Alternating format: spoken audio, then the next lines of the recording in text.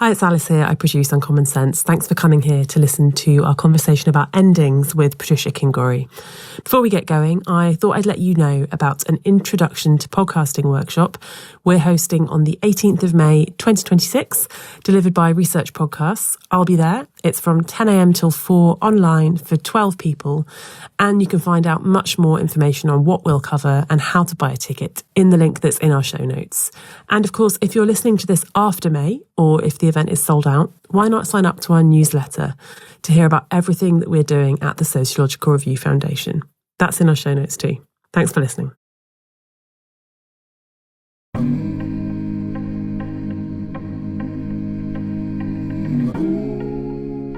Hi everyone, welcome to Uncommon Sense. I'm Rosie Hancock, joining you from Dresden in Germany for this show. We'll get to the usual intro in a moment, but I'm going to start today with a question. Who decides when something has ended? This is the kind of question I think you could have a great dinner party conversation about, because you'd get excellent conversation. Maybe, your friends are going to talk about their vague breakups, maybe about dramatic, quitting of their jobs.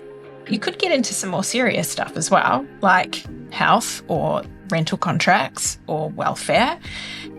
Or, and I guess this kind of depends on your friends, to be honest, somewhere a bit more academic. So you could talk about transhumanism, about climate change and the Anthropocene, about the nature of time itself. I'm embarrassed to say I have had that dinner party conversation.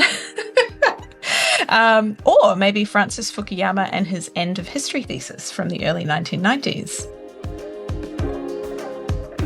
But I think, it all goes to show how perfect this topic is for our podcast today, the theme being endings.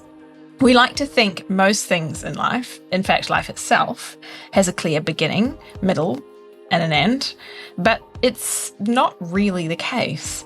And thinking about endings brings us very quickly to some really big sociological questions. We can ask about power, we can ask about time, inequality, value, and so on. I'm sort of getting ahead of myself though, because this is Uncommon Sense. Welcome. And we are coming to you from the Sociological Review Foundation. We're a charity and we work to communicate the importance of the sociological imagination far and wide, beyond academia. And in this podcast, we take everyday notions and flip them around to give them a sociological twist, to look at them a little bit sideways. Talking to us about endings today is Patricia Kingori. Patricia is a busy professor of global health ethics at the Ethox Centre, University of Oxford. Her work fuses sociology, ethics and science and technology studies, STS. And crucially, that question we asked just now, who decides when something has ended? That's the key question of a fascinating project for which Patricia is the lead investigator. It's called After the End, which is funded by a Wellcome Discovery Award and is centred on questions around crises, global health, aftermath, and endings. The project asks things like, how do different ideas of the end reproduce pre-existing structural inequalities? And what would a focus on after the end of events mean for the way we think about time? The project is super interdisciplinary and features researchers spanning continents and has some really great creative outputs, including a poetry competition and a podcast. We're going to hear more about it in a moment. And we should warn you here that our conversation is likely to include discussion of illness and child loss. Hi, Patricia. Welcome. Hello, and thank you so much for having me. Before we get into talking about the project, I wanted to ask you what the word endings means to you personally. Like, have you ever gotten into a tangle over an ending or a misunderstanding about time and its marking?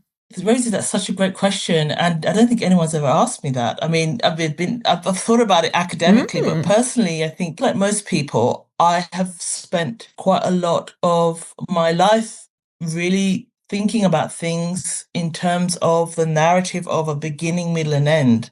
Really, from childhood, the stories we're told, beginning, middle, and end, it's how we're taught to write, how we're taught to communicate. And I think for a long time, I've really believed that that is the way that things are supposed to be, even though I've lived with things that haven't had an end. And so it's really interesting to think about this difference between how we should feel and how we actually feel. Yeah, I mean, I know that I kind of think about, I mean, just that very first thing in the intro that I said about relationships, I've sort of separated from my partner. And when you do formal separations, you have to determine what is the date? What is your formal separation date?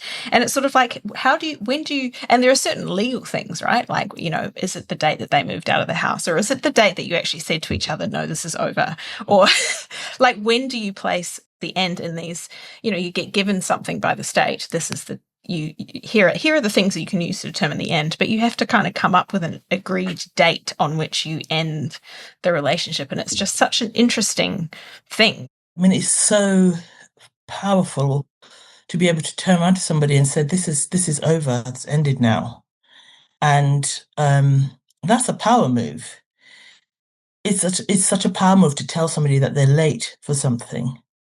It's to control someone's time, and to control time is one of the most powerful instruments that people in power have, I think. And my colleagues and I on the After the End project, we often describe time as the invisible variable in power. So if I were to talk about money and power, you'd understand, or law and power, because we've spent a lot of time paying attention to these things.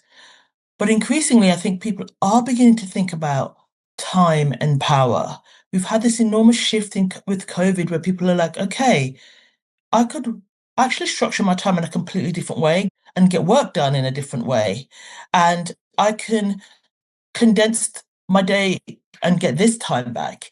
And so I think that these kind of questions around time and power have, of course, been there all along, but I think they've become much more surface and much more prominent as we've had these huge kind of societal shifts. I think at the same time, we're becoming increasingly disillusioned with the ways in which we've been motivated towards an end in the past. In the 20th century, we had these big claims, an end to poverty, an end to illness, an end to these wars. Now we're facing forever wars. We're facing really complex ideas about endings, and we're living in a world of protracted ends. Lots of the illnesses that we thought we'd never see again are back. So we're now thinking about, okay, so what happens after these ends? Because either they don't seem to appear, or they seem very protracted, or actually they come to us in very violent ways. So somebody gets to say to former residents and survivors of Grenfell, for example, this is over. It's done now. We're taking the building down and this is the end of it. And they're saying, well, no, it's not over, actually. We haven't had justice yet. We're still living with all of the ramifications of what's happened. So I think what the project is doing is actually crystallizing what lots of people have been thinking about, but maybe not in a comprehensive way as a part of really challenging power structures in their everyday life. Yeah, by Grenfell, you're referring to the Grenfell Tower fire of 2017 in West London that killed 72 people. And you brought up a couple of things in there that we're going to circle back around to later in the conversation, like war or diseases that we thought we had eradicated. Before we get there, though, I would really like to talk more about your project, this project itself. So I understand After the End was inspired partly by a frustrated research project in Sierra Leone about Ebola. Is that right? You weren't able to do the research there at the time you wanted, but you were told, don't worry, sometimes the most interesting things happen after the end. So tell us what happened after that. Like what kinds of questions this project, After the End, came to take on and its breadth. Thank you. Yes, that's right. There was something about the conversation that I had that really crystallized my thinking. So I had received some funding to go to Sierra Leone to do some research on how the frontline workers caring for people with Ebola, how they were experiencing the outbreak. And I was quite excited to go and became increasingly frustrated as hurdles were presented to me, including travel bans and, not being able to get insured. And they said, well, we can see that you're really trying, but just don't worry about it. Just come afterwards because, that's when the most interesting things happen anyways afterwards. And I thought that was such an interesting idea. And they were absolutely right, of course, because when all the international teams left, when they had to deal with all of the physical labor and all of the stress of what Ebola actually meant, it meant doing that when the world had already moved on. People had got their promotions and tenureship, their publications had been written. One of the most prominent publications about Ebola was written even before it was declared over. So I thought that was fascinating. And then I think when I started the After the End project, by the time we had started the project, there had been in West Africa 13 official declarations of endings of Ebola outbreaks. So they just keep being at these ribbon cutting ceremonies, right? Where it's like, and it's over again, and it's over. So I thought that was really interesting as well, just like repeating these declarations of endings and people's lives having to navigate these endings. And when something ends, of course, it allows people to withdraw resources, withdraw attention. And yet it was clear that very little attention had been paid to how do people make a life in the aftermath of these endings? How do they make sense of things?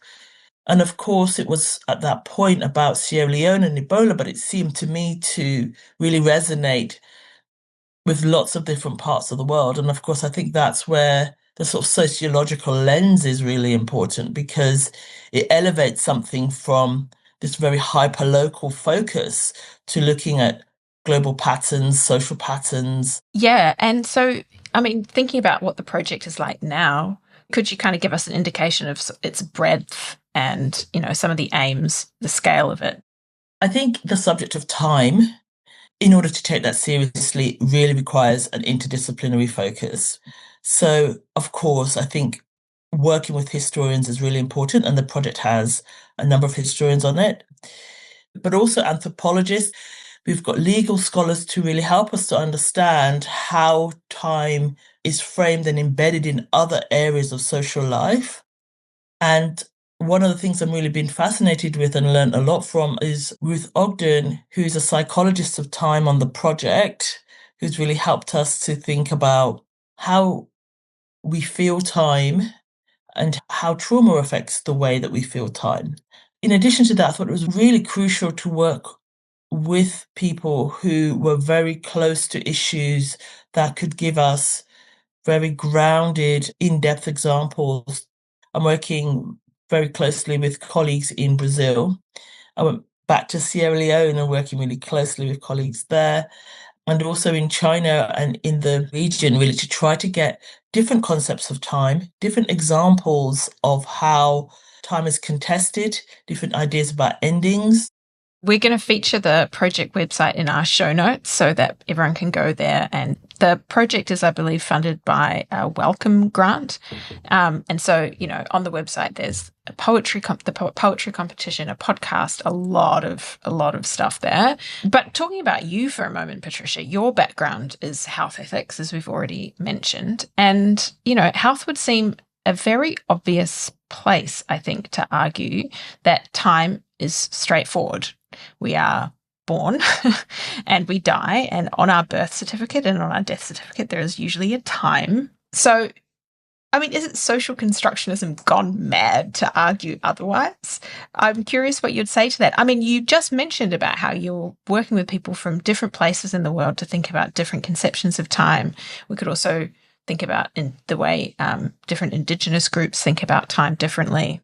Yeah, thank you. I love that, because this idea of putting the time that you're born and the time that you die is such a powerful entry and exit, isn't it? Just to think about that. But I realize, of course, that this is, firstly, lots of people are born in the world without birth and death, and they die without death certificates, right? So these are not requirements of existence. There's something else. But of course, this idea of birth and death also doesn't always travel well between cultures. So one of the things I've learned, certainly working with Indigenous people, Indigenous thinking is around circular time, and births and death means something completely different. We've just done a podcast with Dania Carroll, and she was saying that there is no word for goodbye in lots of Indigenous languages. There's see you later or see you soon. So I think that there are lots of ways in which some of the things that we take as absolute facts can be opened up and questioned from different cultural perspectives, which is why I think working with anthropologists is so fascinating as well. Yeah, it's like we create our own understanding of how time works through how we communicate with each other. It's sort of like produced relationally in some sense. But I mean, I'm curious about where this idea came from, that things have a beginning and a middle and an end. I understand that there was this process of transition to standardizing time to do with the railways, I believe, in the UK. I'm from Australia, and so there was Indigenous time, and then there was colonial time was sort of imposed on there. But I'm so curious about this idea that there used to be lots of different ways in the same place. You could be in the same country, and people in different places had this different understanding of what time it was, but then there was this thing, the railway, that comes in and says, right, now we all have to agree on what the time is or the railways won't work. And it's such an interesting process. Yes, and it's so fascinating, that idea of thinking about, especially in the UK. So across the country, there were different ideas of time. Oxford's a different time. Bristol, Newcastle had its own time. Scotland had its own, like across the country, there was completely different ideas around time. Alice in Wonderland, the hare, its classic line, we're late, we're late, we're late. That was there because Oxford time is 5 minutes after London time. And by London time, lots of people in Oxford would always be late. So this idea about time and lateness was always linked into power and who gets to say who is on time. There's still some people in Oxford who, as a kind of silent protest, always starts their lectures at 5 past the hour because Oxford time is different to every other time.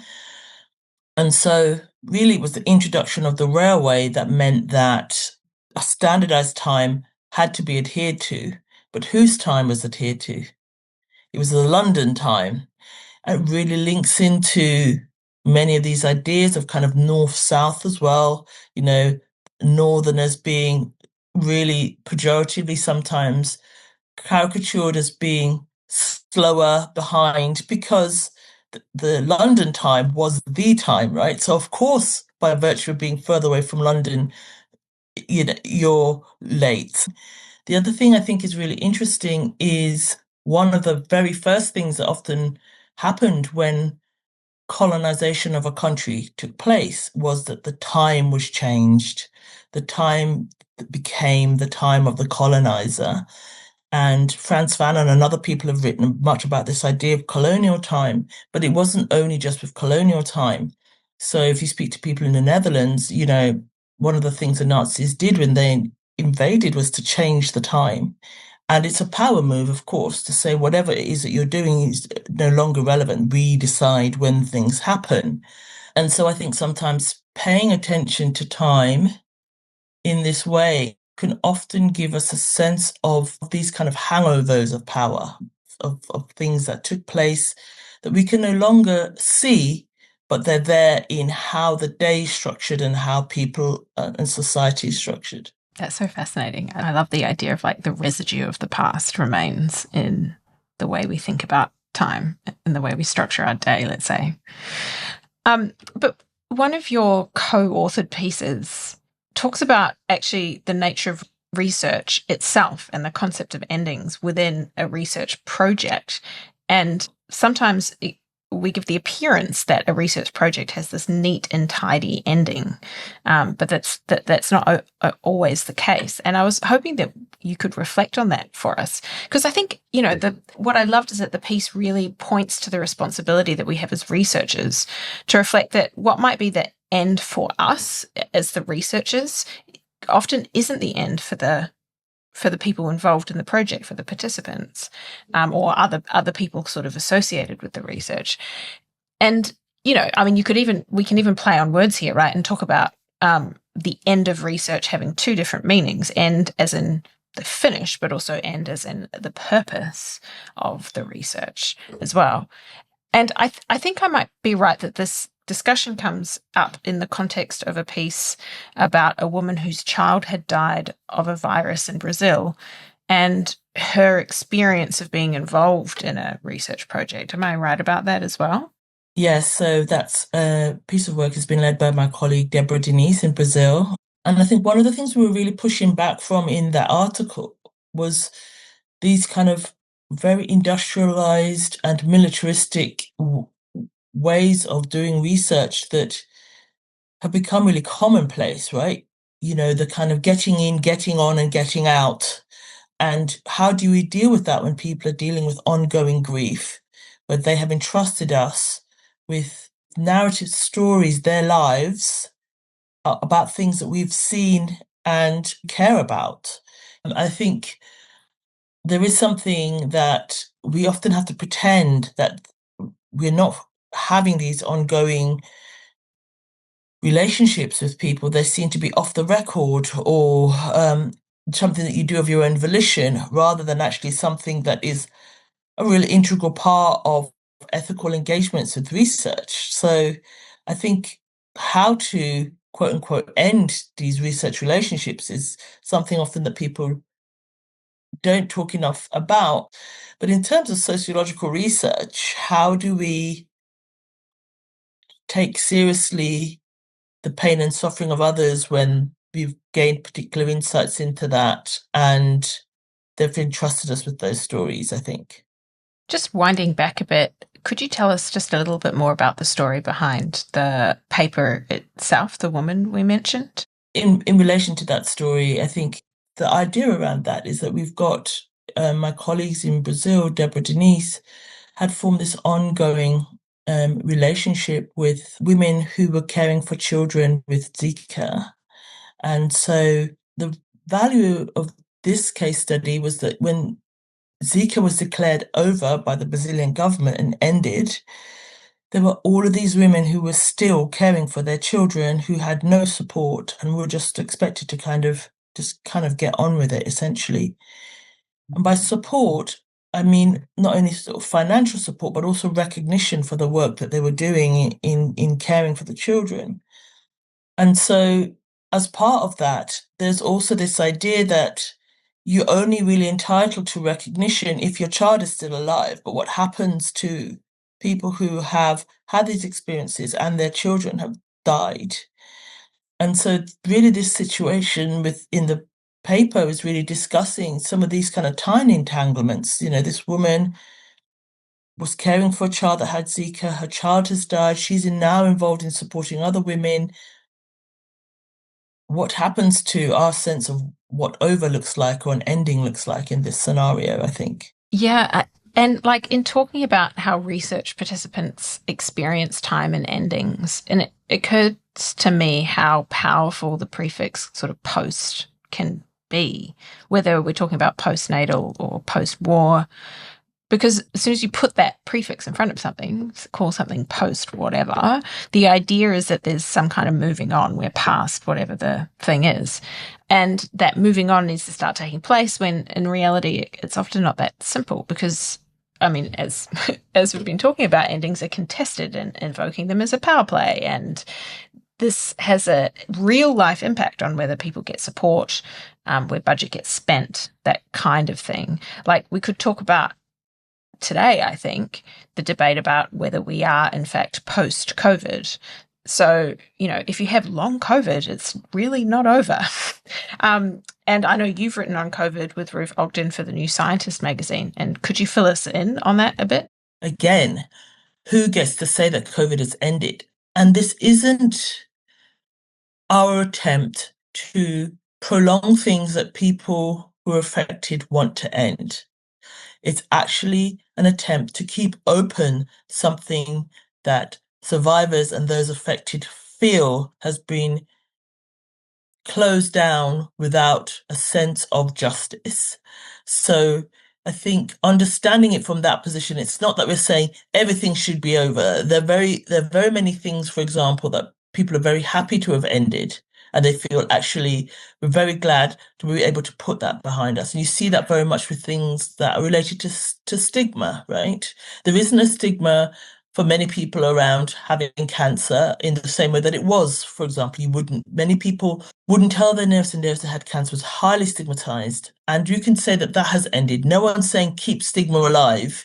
The point is thinking carefully about temporal justice from the position of the people who are the most affected and using them as the steer to say that this is still ongoing. And we see this very much with people with long COVID who are just told that, well, your benefits are cut now, off you go, get a job. And they're like, well, I still cannot work. And so the paper is really looking again at who gets to say that COVID is over when you have so many hundreds of thousands of people across the world that's still dealing with long COVID symptoms. And it's worth also saying that the vast majority of these are women.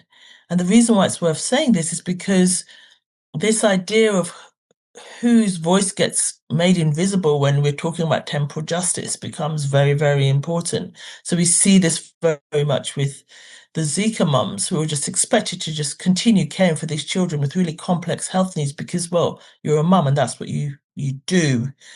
And I think this idea of somebody with long COVID just being expected to have people care for them because they're not the primary breadwinner, I think is, for me, the image of somebody with long COVID, incapacitated, isolated, and having their whole life changed. And yet everybody thinks that COVID is over and so they're made so invisible by that. Is the thing that was really at the heart of that paper with Ruth is just let's keep these conversations open. And if we're not sure whether something is over or not, how about we ask the people who are affected by that? Yeah, I mean, this is reminding me about earlier you spoke about how there were, there've been multiple declarations about the end of Ebola and ribbon cutting ceremonies and celebrations. And in a sense, there's a political win to be had here. There's an expediency to saying, we've beaten this thing, COVID's done, we can celebrate, we can move on.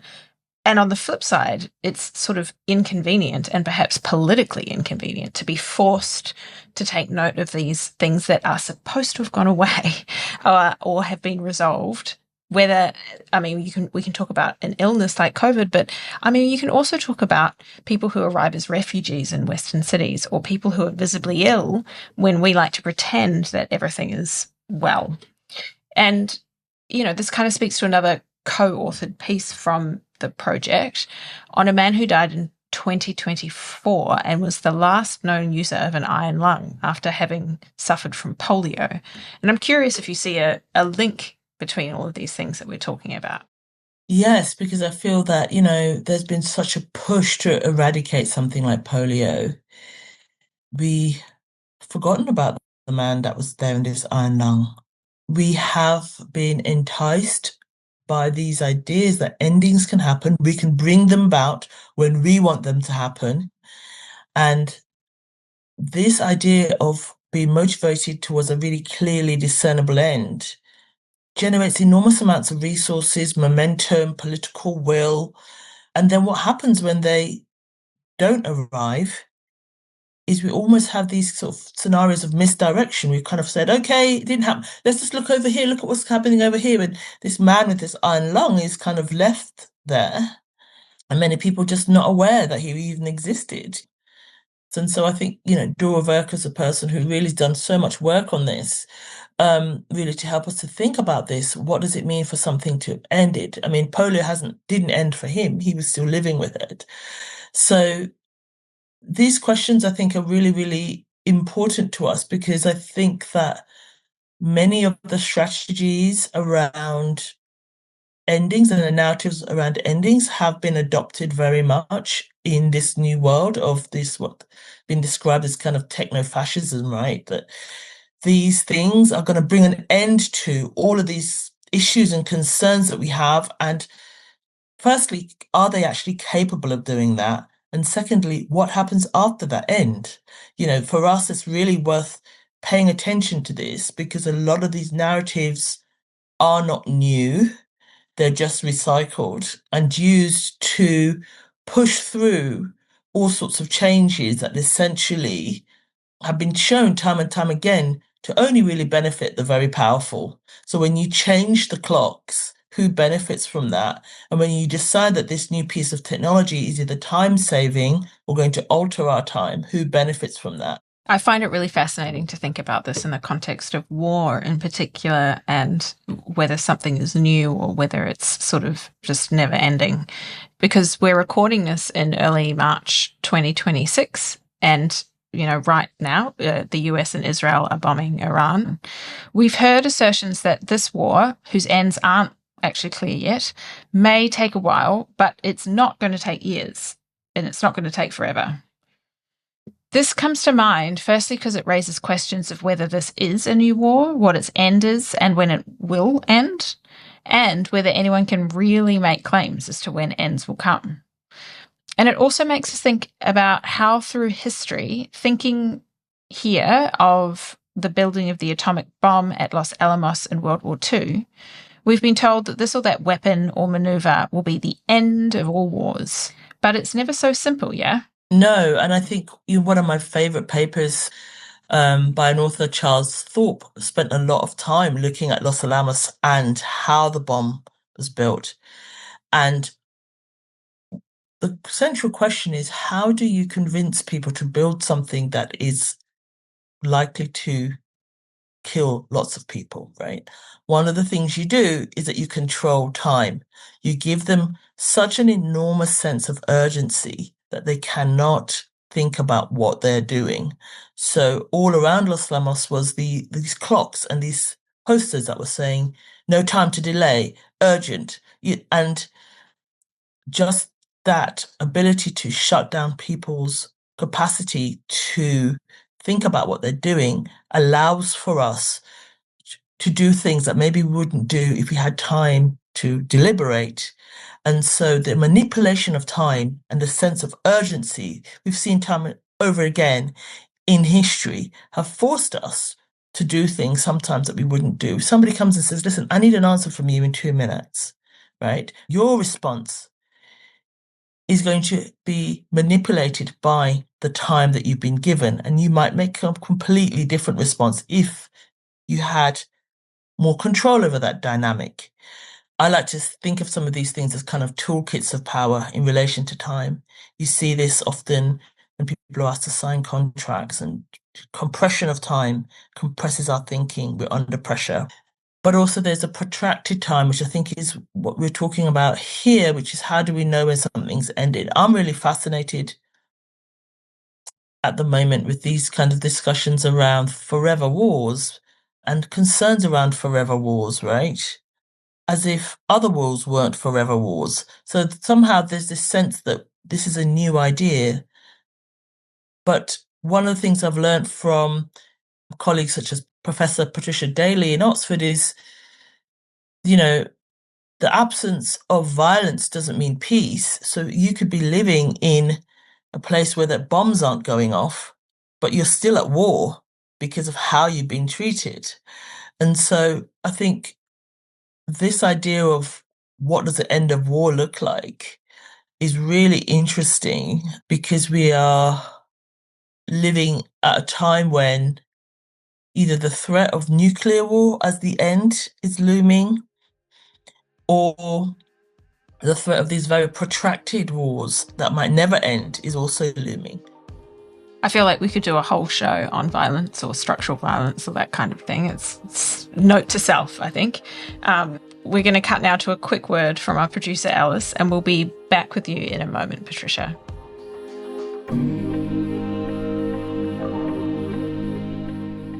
Hi, thanks for listening to Patricia Kingori talking about endings and time. Our archive now has more than 40 episodes in it, so when you're done here, why not scroll back in the app that you're using to hear this, or do that over at the podcast page at the Sociological Review Foundation website.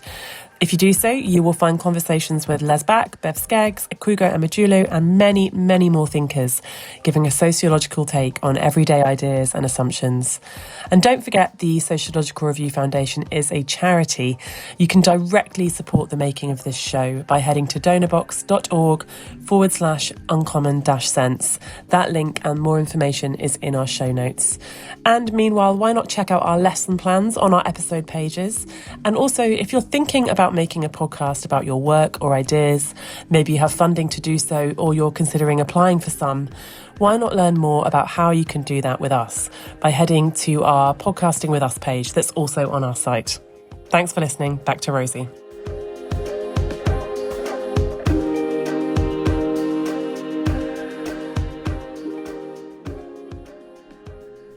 Okay, Patricia, here's where we like to ask for something that's given you some uncommon sense, perhaps today, particularly with regard to your thinking about time.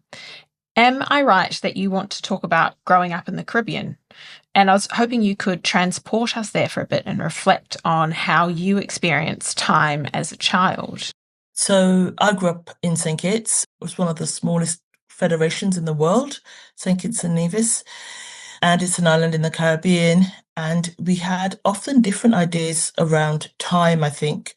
So incredible punctuality for things like school, had to be on time. There was enormous punishments for being late for school.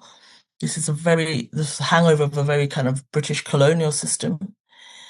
And at the same time, the idea of rushing someone was considered almost very rude, even rushing in kind of storytelling, or people just sort of taking their time.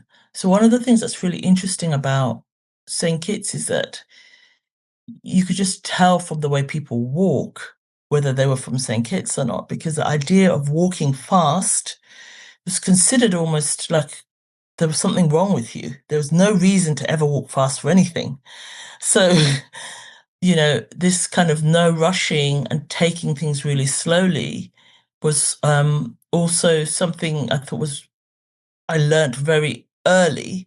Much later, I've understood it as a kind of a reaction to the kind of British colonial imposition of time on people from St. Kitts. So, this idea of the weapons of the weak, one of the things people do when they are pushing back against being hurried is to go very slow. It's one of the few ways in which people with very little power actually have to control an interaction is by going slowly. So I've understood it more recently as I've gotten older as actually counter to this push to do things quickly.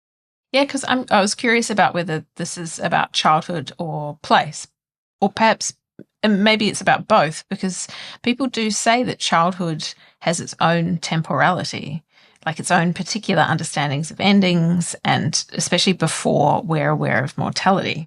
Yes, I mean, I know that, Ruth Ogden, who I've mentioned before, has spoken a lot about this idea that time flies when you're having fun. And that's actually scientifically true, which is why childhood always seems to be so much faster. But at the same time, in relation to the proportion of your life, school is for a child such an important thing because it's such a chunk of their life, right? So it's really interesting how we feel time.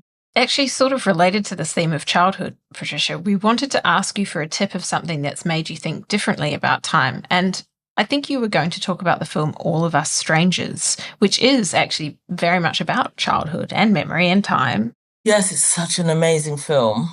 I just was so moved by it. But then this idea about time runs all the way throughout.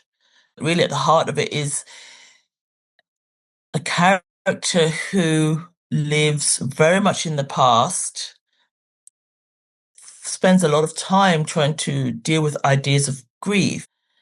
I really love the film as well because it deals with this idea of queer time, which I think there are lots of different perspectives on how time is felt by different groups. So, for example, one of them is crip time. So the argument is that people with disabilities feel time differently, takes them longer to navigate a city where there isn't the infrastructure to support them. Traveling from A to B takes longer. Their lives are dictated by medicine regimes, which means they have to take medicines at certain times. So if you've got a disability or a chronic illness, your time feels very differently. One of the other arguments is that if you are somebody from a position where what you have has been considered to be wrong, you feel time differently because you've had to spend most of your life dealing with stigma. And I found thinking about queer time really helpful because it really allows us insight into a different way of understanding how people from a particular marginalized group and discriminated against group have felt time. And All of Us Strangers really deals with that as well. I can't recommend the film enough. I absolutely love that movie. It was beautiful. It was beautifully shot, beautifully acted, very poignant. So thank you so much. It's such a great tip. And that's the end of our show today, Patricia. I feel like I should, do it, but the end of this show. But thank you so much for your time today. It was really great. Thank you.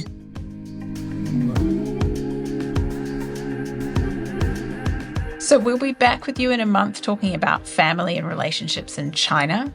Don't forget to check out our archive of episodes, more than 40 of them now and counting. You can find those in the app you're using right now or over on the podcast page at the Sociological Review site. Also, at that same site, you'll find lesson plans linked to Uncommon Sense episodes and search there for our page on podcasting with us. And you can read ways about doing exactly that. Our producer is Alice Block. Our sound engineer is Dave Crackles. Thanks for listening. See you back here soon. Bye.